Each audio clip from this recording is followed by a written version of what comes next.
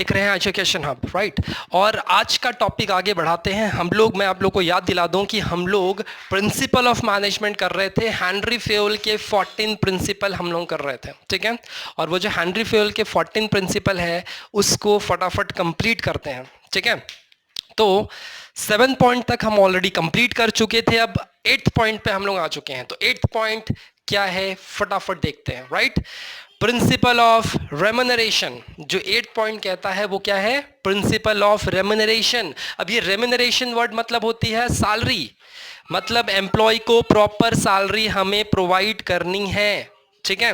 तो सबसे पहला 8th पॉइंट आपको रेम्यूनरेशन के बारे में। अब एम्प्लॉय की सैलरी कैसे डिसाइड होगी? ऑफ कोर्स एम्प्लॉय की सैलरी डिसाइड होगी ऑफ कोर्स उसके स्किल के हिसाब से, उसके एक्सपर्टाइज के हिसाब से, उसके नॉलेज, उसका टेन्योर, उसका cost of living, market trend, profit of the organisation.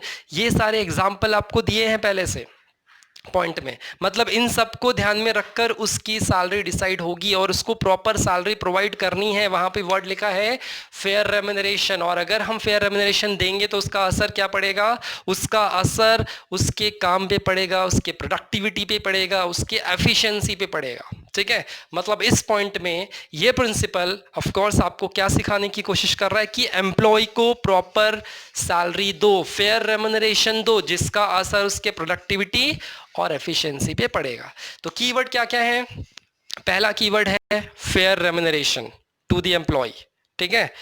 Fair remuneration आप शॉर्टकट में बोल सकते हो। उसके बाद उसका असर क्या होगा? Effect to the productivity and efficiency, productivity and efficiency. इसका मतलब सिंपल सा बात है कि फेयर रेम्यूनरेशन, अगर हमें एम्प्लॉय को फेयर रेम्यूनरेशन देना है, फेयर रेम्यूनरेशन का असर क्या होगा? उसकी प्रोडक्टिविटी और उसकी एफिशिएंसी बढ़ेगी। और फेयर रेम्यूनरेशन डिसाइड कैसे होता है, डिसाइड कैसे करना है, कंसिडर्ड कैसे करना है, फिर उसके एग्जाम्पल आपको लिखने हैं।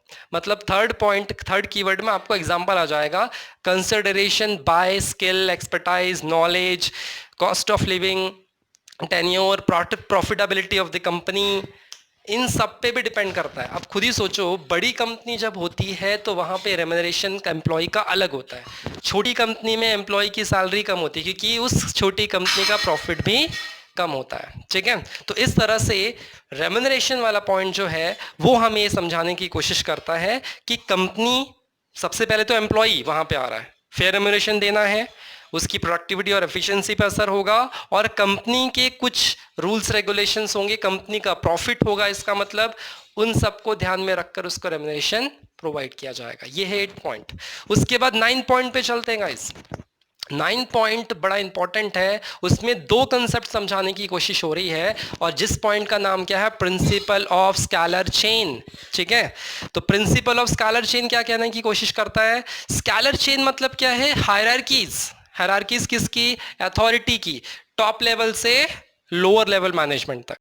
मतलब अगर आप सोचो कि जब एक बोर्ड ऑफ डायरेक्टर को अगर कुछ मैसेज पास ऑन करना है नीचे लेवल के एम्प्लॉय को, तो वो कैसे करेंगे? ऑफ कोर्स वो सीधा लोअर लेवल मैनेजमेंट के पास नहीं आएंगे, वो board of director managing director को कहेंगे, मैनेजिंग डायरेक्टर फिर मैनेजर को कहेगा, मैनेजर क्या कहेगा? जनरल मैनेजर, फिर जनरल मैनेजर किसको कहेगा? आपका बोल सकते हैं फोरमैन, फोरमैन किसको कहेगा? सुपरवाइजर, सुपरवाइजर किसको कहेगा? फिर वर्कर्स को। मतलब इस तरह से ऑर्डर पास होगा। डायरेक्टली बोर्ड ऑफ डायरेक्टर सीधा एम्प्लॉय के पास आकर अपने मतलब रूल रेगुलेशन को नहीं बताएंगे, कुछ भी नई बातें को शेयर नहीं करेंगे। इसका मतलब वो अपने हायरार्कीज को यूज करेंगे, इसी को स्केलर चेन कहा जाता है। और अगर नीचे वाले एम्प्लॉय को बोर्ड ऑफ डायरेक्टर को कुछ कहना है तो क्या वो डायरेक्टली पहुंचेगा बोर्ड ऑफ डायरेक्टर के ऑफिस में? नहीं, वो अपने सुपरवाइजर को कहेगा, सुपरवाइजर किसको कहेगा? फोरमैन को कहेगा, फोरमैन किसको कहेगा? फिर मैनेजर, मैनेजर फिर जनरल मैनेजर, जनरल मैनेजर फिर मैनेजिंग डायरेक्टर, मैनेजिंग डायरेक्टर फिर ऊपर में बोर्ड ऑफ डायरेक्टर्स, और बोर्ड ऑफ डायरेक्टर किसको फिर रिपोर्ट करते हैं? शेयर होल्डर को। इसी को कहा जाता है स्केलर चेन। मतलब स्केलर चेन में अगर आप देखो, मैं क्या कह रहा था, टॉप से लेकर लोअर तक, लोअर से लेकर टॉप तक। मतलब ऐसे मैसेज पास ऑन होते हैं, प्रॉब्लम्स ऐसे पास ऑन होता है। कुछ कुछ प्रॉब्लम अपने लेवल पे सॉल्व हो जाते हैं, कुछ कुछ प्रॉब्लम ऊपर तक पहुंचते हैं। इसमें टाइम लगता है, स्केलर चेन में टाइम लगेगा, क्योंकि वहां पे वो ऑर्डर धीरे धीरे धीरे कम्युनिकेट होते होते होते नीचे तक पहुंचेगा। और एक और इसमें कंसेप्ट समझाने की कोशिश, स्केलर चेन समझ में आया पहले क्या है एग्जैक्टली? स्केलर चेन में हायरार्की यूज होगी टॉप से लोअर लेवल तक, इसको कहा जाएगा स्केलर चेन। और स्केलर चेन में जो ऑर्डर है, इंफॉर्मेशन है, वो टॉप से धीरे धीरे धीरे लोअर लेवल तक आएगा, उसको स्केलर चेन कहा जा रहा है, और इसमें टाइम कंज्यूम होगा। तो आपको पहला पॉइंट यही समझाना है स्केलर चेन के बारे में, कि स्केलर चेन शॉर्टकट कीवर्ड आपका स्केलर चेन होगा, टाइम कंज्यूमिंग है, हायरार्की वर्ड वहां पे यूज कर लेना है। और फिर एग्जांपल वहां पे कोड किया है पॉइंट में, एग्जांपल क्या है कि general manager inform decision to the functional manager, functional manager, अब मैंने जो एग्जांपल लिया था वो भी आप कोड कर सकते हो, बोर्ड ऑफ डायरेक्टर, फिर ये मैनेजिंग डायरेक्टर, फिर डायरेक्टर, फिर जनरल मैनेजर, फिर ऐसे। यहाँ पे आपको एग्जाम्पल क्या दिया बुक में, मैं बता रहा हूँ आपको, जनरल मैनेजर, फिर फंक्शनल मैनेजर, फिर उसके बाद सुपरवाइजर, फिर supervisor inform to the foreman, foreman inform to the lower level of authority. तो ये कैसे हुआ? स्केलर चेन है, इसमें टाइम कंज्यूम लग रहा है, और इसमें जो चेन बनी हुई है उसको आपको फॉलो करना है, टॉप मिडल लोअर, ये चेन है, इसको इनको फॉलो करना पड़ेगा अपने इंफॉर्मेशन और कम्युनिकेशन करने के लिए, इसी को स्केलर चेन कहते हैं। दूसरा, अगर इमरजेंसी कंडीशंस के लिए उन्होंने कुछ दूसरे कंसेप्ट भी समझा, जिसका नाम क्या है? Gang plan. ये गैंग प्लान क्या है? गैंग प्लान में directly employ board of director के पास जा सकते हैं। मतलब स्केलर चेन में आपको चेन के माध्यम से जाना है, कम्युनिकेट करना है, गैंग प्लान में आप डायरेक्टली कम्युनिकेट कर सकते हो, राइट? तो इस तरह से यहाँ पे दो कंसेप्ट को समझाना है, तो पॉइंट को समझो। For avoiding the longer chain to take speedily decision, अगर आपको स्पीडली डिसीजन लेने हैं, आपको ये चेन को फॉलो नहीं करवाना है, कम्युनिकेशन फास्ट करना है, उस समय गैंग प्लान का यूज होता है। दोनों अलग अलग चीजें हैं, स्लैंग अपना स्केलर चेन अलग है, गैंग प्लान अलग है। स्केलर चेन में टाइम लगेगा, उसमें आपको लेवल के हिसाब से आपको मैसेज पास ऑन करना है। गैंग प्लान में आप डायरेक्टली मैसेज पास करोगे, डायरेक्टली उन तक जाओगे जहां पे आपको उनको पहुंचाना है मैसेज को, ठीक है? तो ये कंसेप्ट इस पॉइंट में 9 प्रिंसिपल में समझाया गया। कीवर्ड मैंने बताया आपको, पहला आपको स्केलर चेन समझ में आना चाहिए, उससे रिलेटेड पॉइंट आपको लिखना है। कीवर्ड पहला है स्केलर चेन, दूसरा आपको एग्जांपल वहाँ पे, और टाइम कंज्यूमिंग, ये 3 बातें स्केलर चेन में लिखनी है। और फिर ग्लैंग प्लान आपको लिखना है, ग्लैंग प्लान को आपको समझाना पड़ेगा कि यहाँ पे टाइम कम लगता है, स्पीडली डिसीजंस यहाँ पे फटाफट हो सकते हैं, और यहाँ पे आप प्रॉपर अथॉरिटी वहाँ पे प्रॉपर परमिशन के थ्रू आप डायरेक्टली कम्युनिकेट कर सकते हो। अब जैसे एग्जांपल समझते हैं कि अगर आपको समझ लो पानी की दिक्कत हुई आपके एरिया में, तो आप किसके पास जाओगे? पहले नगर परिषद, नगर परिषद से वो सॉल्व नहीं हो रहा है तो फिर उसके ऊपर लेवल, मतलब सीधा आप प्रधानमंत्री के पास तो नहीं पहुंचोगे ना, मोदी जी के पास दिल्ली जा रहे हो, उनसे बोल रहे हो कि नहीं हमारे एरिया में दत्तावाड़ी में पानी नहीं है, ऐसा होगा क्या? प्रॉब्लम ऐसा है क्या? ऐसे सॉल्व होगा? नहीं होगा। वो क्या कहेंगे पता है? बोलेंगे आप अपने एरिया के जो मेन अथॉरिटी है उनको जाकर बोलो। मतलब जो चेन बनी है उससे रिलेटेड आपको फॉलो करवाना पड़ेगा, राइट? इसको क्या कहेंगे? चेन बनी है, जहां पे वर्ड इस्तेमाल हो रहा है वो स्केलर चेन। और डायरेक्टली मोदी के पास पहुंच गए और वहां पे प्रॉब्लम समझाई तो गैंग प्लान, ठीक है? तो ये कंसेप्ट, वहां पे 2 कंसेप्ट है, और इस तरह से आपको 9 पॉइंट को कंप्लीट करना है, ठीक है? डायग्राम में भी आपको वहां पे बताया हुआ है। डायग्राम में देखो क्या है एग्जैक्टली, जो पिंक लाइन है, पिंक लाइन जो वहां पे दिख रही है आपको डायग्राम में, तो पिंक लाइन में डायरेक्टली आप कम्युनिकेट कर रहे हो, डायरेक्टली जो कम्युनिकेशन है वो क्या है? Gang plan. और वो जो ब्लू लाइन चल रही है वो स्केलर चेन है, मतलब उसमें ऐसे ऐसे ऐसे एरो बने हुए हैं, तो वहां पे अगर आपको मैसेज पास ऑन करना है तो ऐसे वो एरो के थ्रू जाएगा, और नीचे वैसे ही आएगा। गैंग प्लान में आप डायरेक्टली जाते हो, ठीक है? This is the concept. Okay, next point पे चलते हैं। नेक्स्ट पॉइंट, नेक्स्ट प्रिंसिपल, इसका मतलब आ रहा है principle of order. Principle of order क्या कहने की कोशिश करता है कि place for everything its place. मतलब आपको एक प्रॉपर राइट प्लेस पे राइट जॉब आपको अलॉट करना है। मतलब जब हम, अगर आपको मैक्सिमम एफिशिएंसी चाहिए कंपनी में, अच्छे से काम हो, आपकी एफिशिएंसी बहुत अच्छे से यूज़ हो, एम्प्लॉय की एफिशिएंसी बहुत अच्छे से यूज़ हो, तो आपको राइट पर्सन को राइट प्लेस पे राइट जॉब देना पड़ेगा। नहीं तो क्या होगा? प्रॉपर काम नहीं हो पाएगा। कोई भी काम किसी को आप सौंप दोगे, हो पाएगा क्या? बिल्कुल भी नहीं हो पाएगा। तो ये पॉइंट यहाँ पे ये समझाने की कोशिश है। अ प्लेस फॉर, ये शॉर्टकट, ये कीवर्ड पहले आपका है, a place for everything and everything is place. And human resources हो चाहे मटेरियल हो, it should be right place at the right time for maximum efficiency. मतलब चाहे वो ह्यूमन रिसोर्स की बात हो, चाहे वो अदर रिसोर्सेज की बात हो, वो सही समय पे आपके पास अवेलेबल होना चाहिए, सही जगह पे अवेलेबल होना चाहिए, नहीं तो मैक्सिमम एफिशिएंसी आपको मिलने वाली नहीं है। ठीक है। एंड ह्यूमन रिसोर्सेज जो है वो राइट प्लेस पे, राइट जॉब पे आपको रखना है। मतलब चाहे आप ह्यूमन रिसोर्सेज की बात करो, चाहे फिजिकल रिसोर्सेज की बात करो, वो दोनों सही जगह पे होना जरूरी है, सही समय पे होना जरूरी है ऑफ कोर्स, नहीं तो आपका काम नहीं हो पाएगा। तो कीवर्ड बता दिया पहला। सेकंड कीवर्ड क्या आएगा ह्यूमन रिसोर्सेज के लिए? है right place on the right job. ठीक है, ये दो कीवर्ड आपको यूज करने हैं और इस पॉइंट को कंप्लीट करना है। ये था 10 पॉइंट, 10 प्रिंसिपल। इसका मतलब अब 11 प्रिंसिपल की बात करते हैं, जिसका नाम है प्रिंसिपल ऑफ इक्विटी। अब ये इक्विटी क्या है?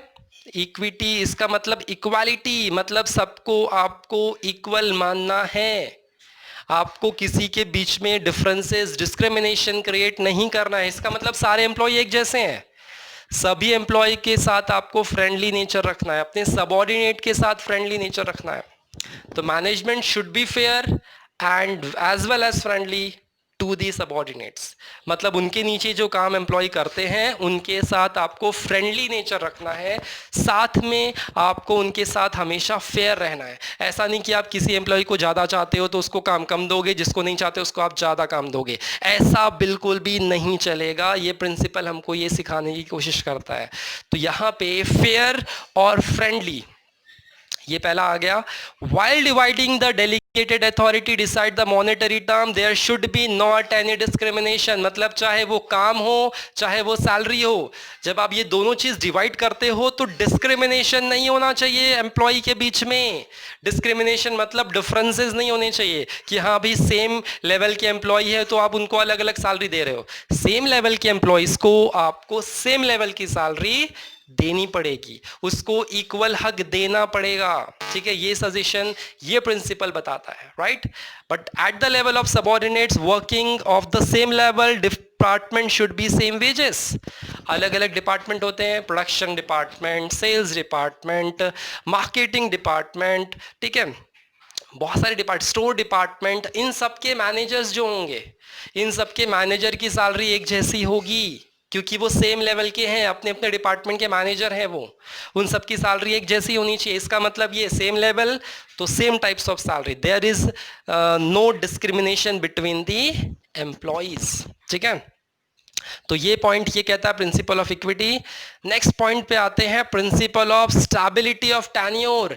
टेन्योर मतलब time period, security, job security. इसका मतलब यहाँ पे ये प्रिंसिपल ये बताता है कि आपको एम्प्लॉय को जॉब सिक्योरिटी प्रोवाइड करनी है। जॉब सिक्योरिटी मतलब क्या, कि जब एम्प्लॉय कोई जुड़ता है तो उसको आप कंफर्म बता दो कि वो कितने साल हमारे साथ काम करेगा, उसका रोल उसको समझा दो।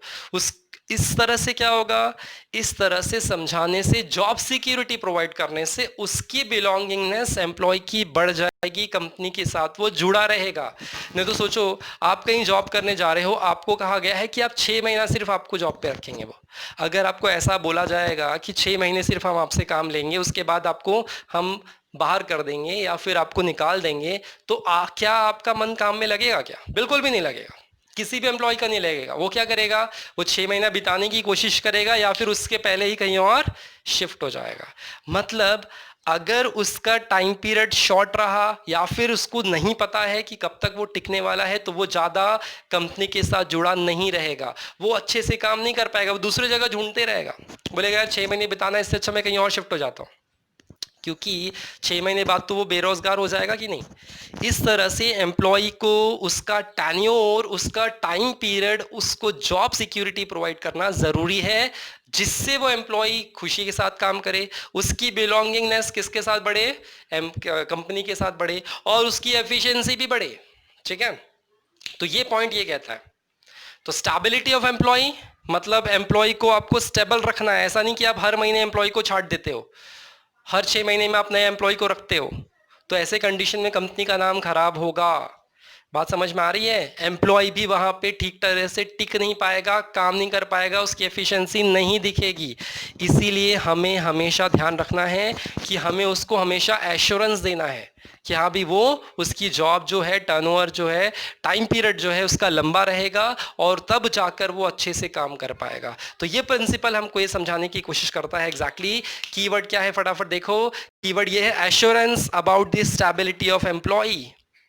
रिक्रूटमेंट करते समय उसको एश्योरेंस दे दो, भरोसा दे दो कि भाई हाँ आपको आपका जॉब सिक्योर है, ठीक है। और क्योंकि ये इंपॉर्टेंट रोल प्ले कैसे करता है, जॉब सिक्योर मतलब हमने उसको भरोसा दिला दिया, तो ये इंपॉर्टेंट रोल क्यों प्ले कर रहा है पता है आपको? क्योंकि उसका बिलोंगिंगनेस उसके साथ कंपनी का और उसका जो मेल जोल होगा, अंडरस्टैंडिंग होगी, वो बढ़ेगी इन सब चीज़ों को करने से। तो कंपनी को ये करना ही पड़ेगा और इसका असर किस पे पड़ेगा? उसके एफिशिएंसी पे पड़ेगा, उसके काम करने के तरीके पे पड़ेगा। बात समझ में आई? तो 3 कीवर्ड है। पहला क्या? Assurance regarding the job security. दूसरा क्या? उसका असर क्या पड़ेगा? Belongingness to the employ. और तीसरा क्या? Efficiency of the employees. मतलब जॉब सिक्योरिटी का एश्योरेंस दे रहे हैं तो ऑफ कोर्स उसकी बिलोंगिंगनेस बढ़ेगी, उसकी एफिशिएंसी भी बढ़ेगी। 3 कीवर्ड है। बात समझ में आई कि नहीं आई? पॉइंट समझ में आ रहा है गाइस? Come on. तो कितने पॉइंट हो चुके हैं? 12 पॉइंट हो चुके हैं। याद दिला दूं, हम लोग 12th के ओसी में हैं और ओसी के हम principle of management Henry Fayol के कंप्लीट करने जा रहे हैं अब। और 14 प्रिंसिपल में से हम अब तक 12 प्रिंसिपल कर चुके हैं। नेक्स्ट पॉइंट पे चलते हैं, 13 प्रिंसिपल पे, जिसका नाम क्या है? Principle of initiative. अब ये इनिशिएटिव क्या है? इनिशिएटिव मतलब हमको उनको आज़ादी देनी पड़ेगी। उनको आज़ादी किस बात की? उनकी सोच के लिए, उनको सोचने के लिए आज़ादी देनी पड़ेगी, उनको नया आइडिया बताने की आज़ादी देनी पड़ेगी, उनको बोलने की आज़ादी देनी पड़ेगी, उनको सजेशन प्रोवाइड करने की आज़ादी देनी पड़ेगी। तब जाकर वो नए आइडिया, नए इन्वेंशन कर सकते हैं। मतलब ये प्रिंसिपल उनको आज़ाद रखने के लिए कहता है, उनकी सोच को आज़ाद रखने के लिए कहता है। तभी तो वो नया इन्वेंशन करके देंगे। आप कभी भी देखो, नए नए जो मशीनरी मतलब मार्केट में आते हैं, उसको कौन बनाता है? बोर्ड ऑफ डायरेक्टर बनाते हैं क्या बैठे बैठे? नहीं, एम्प्लॉई इन्वेंट करते हैं। उनके नीचे जो काम करते हैं एम्प्लॉयज़ है, वो नए नए तरीके निकाल कर, नए नए रिसर्च कर कर वो नए मशीनरी बनाते हैं। नाम किसका होता है? कंपनी का नाम होता है या नहीं होता है? ऑफ कोर्स उनको पूरी आज़ादी है, भाई आप करो, आपको जितना पैसा लगता है रिसर्च करना है करो, हम आपके पीछे पैसे लगाने को तैयार है। मतलब कंपनी उनके पीछे पैसे लगाने को तैयार होती है, क्योंकि उनको पता होता है कि ये एम्प्लॉय कुछ नया करके दिखाएगा, कुछ नए आइडियाज़ को वो प्रेजेंट करने के लिए हमेशा रेडी रहते हैं। इसीलिए मतलब ये पॉइंट हमें ये सिखाता है कि इनिशिएटिव किसको कहते हैं? Voluntary to do work. अपने आप से काम करो, अपने तरीके से काम करो, वॉलेंटरी, ठीक है। And freedom to think and work on new ideas. पूरी तरह से फ्रीडम दी जा रही है नए आइडिया को एनकरेज करने के लिए। किसके तरफ से होना चाहिए एनकरेज? कंपनी करनी चाहिए एनकरेज अपने एम्प्लॉयज को। And this initiative welcome by the manager. Manager को ये इनिशिएटिव लेना पड़ेगा, डिस्कशन उनके साथ करने पड़ेंगे, उनके साथ नए आइडिया शेयर करने पड़ेंगे, उनको पूछना पड़ेगा, उनको बताना पड़ेगा, जिससे क्या हो, वो नए आइडिया आपके साथ शेयर करें और जिससे नए चीज़ें बाहर निकल कर आए, नए आइडिया, नए इन्वेंशन बाहर निकल कर आए। मतलब इन प्रिंसिपल में आपको फ़ायदा ये होगा कि एम्प्लॉय खुद सोचेगा कंपनी के बारे में, एम्प्लॉय खुद नया आइडिया रखेगा अगर आप उसको आज़ादी दोगे। नहीं तो कोई एम्प्लॉय नया आइडिया देने की बात कर रहा है, आपने उसको चुप करा दिया, वो दोबारा आइडिया देगा? नहीं देगा। उसको क्या लगेगा? जैसा चल रहा है वैसा चलने दो फिर। तो ये पॉइंट ये है। लास्ट प्रिंसिपल पे चलते हैं, principle of spirit day corpus. इसका मतलब क्या है? Team work. मतलब ये प्रिंसिपल हमको ये सिखाने की कोशिश करता है कि हमें किसी भी कंपनी में टीम वर्क होना ज़रूरी है, टीम के साथ काम करना ज़रूरी है, यूनियन वहाँ पे होना ज़रूरी है, क्योंकि union is the strength. Spirit day corpus मतलब होता है यूनियन इज़ द स्ट्रेंथ। किसी भी कंपनी में टीम वर्क अगर नहीं है तो वो कंपनी अच्छे से काम नहीं कर सकती।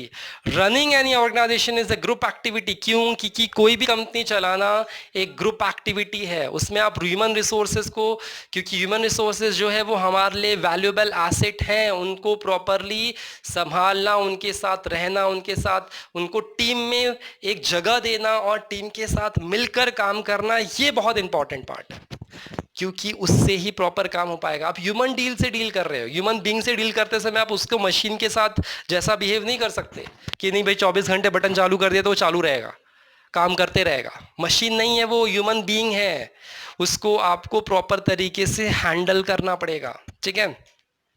और साथ में म्यूचुअल अंडरस्टैंडिंग, म्यूचुअल ट्रस्ट बना के रखना पड़ेगा, उसकी डिफिकल्टी को आपको तुरंत सॉल्व करना पड़ेगा। Therefore the manager should create spirit of team work. Manager को अगर कोई एम्प्लॉय अपनी प्रॉब्लम बताता है तो मैनेजर को उस प्रॉब्लम को सुनना चाहिए, उसको सॉल्व करना चाहिए, तब जाकर वो अपनी एफिशिएंसी दिखाएगा। वो बोलेगा नहीं यार मेरे बारे में सोचा जाता है, मेरी प्रॉब्लम को समझा जाता है, सॉल्व किया जाता है, तब जाकर वो कंपनी के साथ जुड़ते रहेगा, उसको और ज़्यादा फिर अपने काम करने की इच्छा होगी। इसका मतलब टीम वर्क यहाँ पे होना ज़रूरी है। तो इसमें, इस पॉइंट में आपको कौन से कीवर्ड, पहले तो स्पिरिट डे कॉर्पस को आपको समझाना है, तो वो तो लिख ही लेना है आपको। स्पिरिट डे कॉर्पस मीन्स क्या? Union is the strength. फिर उसके बाद क्या कि कोई भी ऑर्गेनाइजेशन चलाना है तो it is a group activity and human resources हमारे लिए वैल्यूएबल एसेट है। साथ में एम्प्लॉय की जितनी भी डिफिकल्टीज है उसको हमें तुरंत सॉल्व करनी, डिफिकल्टी एंड सॉल्व, या फिर डिफिकल्टीज एंड सॉल्यूशन प्रोवाइडेड, ऐसा आप शॉर्टकट में लिख सकते हो। ये होंगे इसके कीवर्ड 3। इस तरह से हमारे 14 के 14 जो प्रिंसिपल्स थे वो हमने कंप्लीट किए हैं, ठीक है। अब ये 14 प्रिंसिपल कंप्लीट तो हो गए, लेकिन इसका शॉर्टकट की बात हम लोग कर रहे थे। शॉर्टकट क्या होगा? शॉर्टकट आपको एक बुक में ही दिया है, ठीक है। बुक में जो शॉर्टकट दिया है वो एक बार देख लेते हैं, और उसके बाद हाँ, बुक में जो आपको शॉर्टकट, अच्छा बुक में तो कोई शॉर्टकट निमोनिक्स देख लेते हैं, ठीक है। मैंने 2-3 बनाए हैं, उसमें से जो आपको आसान लगते हैं वो आप यूज़ करना, ठीक है। तो that your US company is C, तो डी से क्या बनेगा? Division of work. ए से क्या बनेगा? Principle of authority and responsibility. फिर डी आ गया प्रिंसिपल ऑफ डिसिप्लिन, ठीक है। फिर योर आ रहा था, यू आर, तो यू से क्या बनेगा? Unity of command. आर से अपना प्रिंसिपल ऑफ रेम्यूनरेशन। फिर योर यूएस कंपनी, तो यू से फिर से आ गया यू, तो यूनिटी ऑफ कमांड हो गया है, यूनिटी ऑफ डायरेक्शन ले लो, principle of unity of direction. उसके बाद एस आ रहा था, एस से हम लोग ले सकते हैं principle of subordination of individual interest to organisational interest, ठीक है। फिर कंपनी आ रहा था सी, सी से हम लोग क्या ले सकते हैं? ऑफ कोर्स सी से हमारा आ जाएगा प्रिंसिपल ऑफ सेंट्रलाइजेशन, ठीक है। उसके बाद ओ आ रहा है प्रिंसिपल ऑफ ऑर्डर। उसके बाद इस आ रहा है आई, तो आई से क्या आएगा? Principle of initiative. एस से क्या आएगा? एस से principal of stability of tenure. उसके बाद और एक सी आ रहा है, एस डबल ई, ठीक है। तो एस से स्केलर चेन आ सकता है हमारा, राइट। उसके बाद ई से एक प्रिंसिपल ऑफ इक्विलिटी, और लास्ट आपका पॉइंट आएगा ई से स्पिरिट डे कॉर्पस, मतलब टीम वर्क। इस तरह से 14 प्रिंसिपल इसमें पूरे यूज होते हैं। और एक है serious dude case, serious dude case, तो इसमें भी ऑफ कोर्स चारों मतलब 14 के 14 प्रिंसिपल आपके यूज होंगे। और एक है सोडा इज क्योर्ड। तो इस तरह से आपके 2-3 प्रिंसिपल, मतलब 2-3 यहाँ पे मैंने निमोनिक्स बनाए हैं, उसमें से जो आपको अच्छा लगे, या फिर आप अपना कुछ अच्छा बना लो और वो शेयर करो मुझसे कि हाँ सर हमने देखो ये अच्छा बनाया है, तो और अच्छा लगेगा, और बच्चे भी सीखेंगे उसको देखकर, ठीक है। मोटिवेशन मिलेगा मुझे भी, आपको भी, ऑफ कोर्स बच्चों को भी, ठीक है। अब ये 14 प्रिंसिपल पूरे पढ़ो, और अगर कुछ डाउट लगता है तो फ्रैंकली पूछ लो, व्हाट्सअप करो, मैसेज करो, फ़ोन करो, जो बनता है वो करो, ठीक है। लेकिन अच्छे से कंप्लीट करो, क्योंकि ये पेपर में इंपॉर्टेंट क्वेश्चन ज़रूर आएगा, राइट। ओके, चलो आप लोगों को धन्यवाद तहे दिल से, क्योंकि आप मेरे वीडियो शेयर भी कर रहे हैं, सब्सक्राइब भी कर रहे हैं, और साथ में देख भी रहे हैं और डेली बेसिस पे देख रहे हैं, इसलिए तहे दिल से धन्यवाद। और